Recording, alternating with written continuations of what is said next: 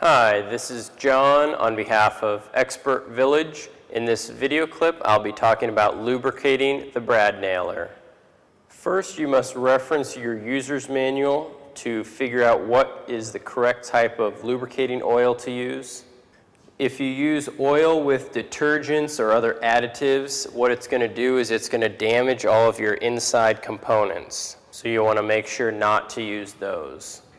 Next, I'm going to take an adjustable wrench and remove my coupling where I would hook up the air hose to.